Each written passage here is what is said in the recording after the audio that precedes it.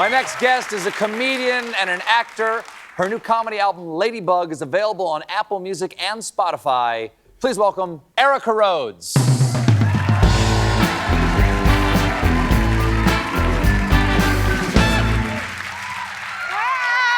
thank you. This is so cool.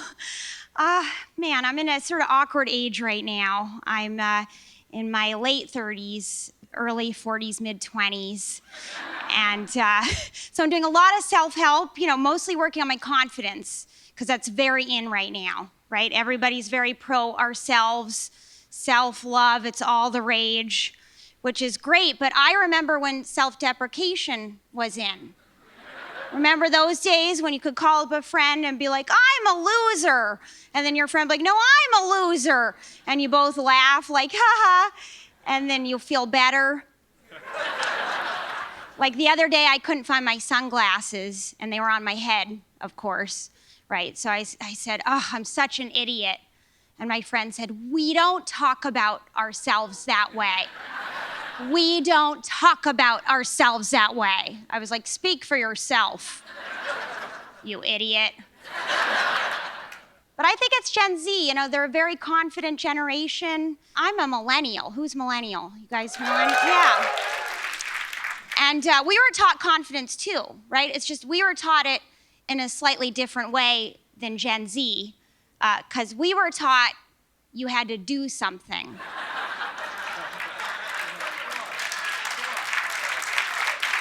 To be confident about, right? That's what they told us. They're like, you gotta get a job, you gotta save a cat, you gotta invent an app. And now this generation is like, no. You've got it all wrong. Okay, first you believe in yourself, then you do stuff later, and maybe not even at all. Instead, you just make TikTok videos in the front of your car all day, telling other people to believe in themselves until you become a billionaire. That is a new generation. We have an entire generation of life coaches. And for some reason, they're all working out of the car. And I watch them, they have good things to say, they're like, go for your dream, girl, don't settle. I'm like, okay, but you're in your car.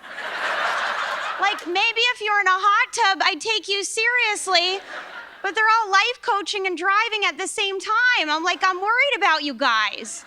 I picture them asking their mom, Mom, can I borrow your car? I have to make a life coaching video. No, honey, I have work to go to. Okay, that's how we used to afford cars. I'm extra excited because my dad's here tonight. So that's cool.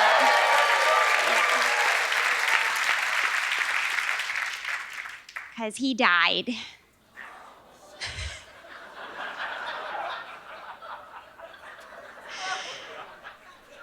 So now he's always with me, right? That's what they say.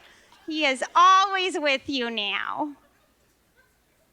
He actually is. He's in my necklace because my mom sent his ashes. And then some of them fell out of my car. But pretty sure there's some left in there. My friend was like, is that a rape whistle? I was like, no, it's my dad. But it protects me just the same. He did die. He died a couple of years ago from MS. It's a neurological disease, so he was in a wheelchair a long time, very at peace with death, which made it a lot easier, And he was a funny guy, so he just kept getting funnier towards the end. Like, I'd come downstairs in the morning, I'd be like, oh, you're still here. He'd be like, you too. And we'd laugh. Then he started faking his own death, which is a really fun game.